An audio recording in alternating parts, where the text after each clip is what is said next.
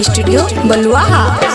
जिला मधुबनी शहर बनल चाहे छैलबर, जिला खगड़िया शहर बनल चाहे छैलबर, बनल चाहे छैलबर, बनल चाहे छैलबर, सगरो चर्चा छै हमार बनल चाहे छैलबर। जिला दरभंगा शहर बनल चाहे छैलबर, जिला मधेपुरा शहर बनल चाहे छैलबर, जिला सीतामढ़ी शहर बनल चाहे छैलबर। बनल चाहे छैलबर।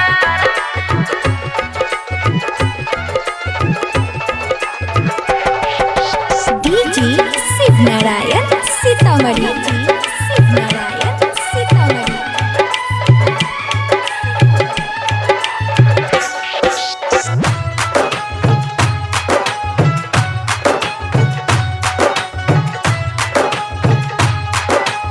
खुशी रिकॉर्डिंग स्टूडियो बलुआहा। 16 बरस के छौरा साथे बुढ़बो छै दीवाना, उमर के नहीं लाज करे कहते की जमाना।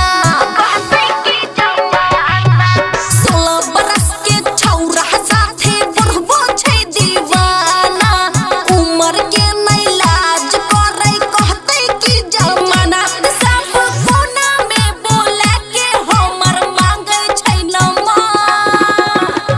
जिला समस्तीपुर शहर बनल चाहे छैलबर, जिला भागलपुर शहर बनल चाहे छैलबर, जिला पूर्णिया शहर बनल चाहे छैलबर।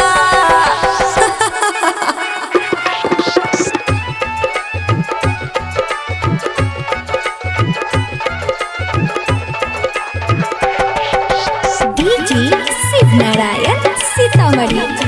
शिव नारायण सीतामढ़ी।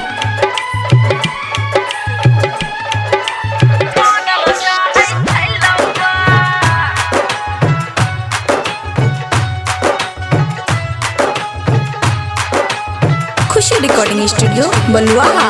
बबुआ राहुल कंदाहा के नहरी पर बोलावे, मीठी मीठी बात में हमरा फसावे। बबुआ राहुल कंदाहा के नहरी पर बोलावे, मीठी मीठी बात में हमरा फसावे। मनुआ की माँ कुनुआ के लाके गरल छै नजर।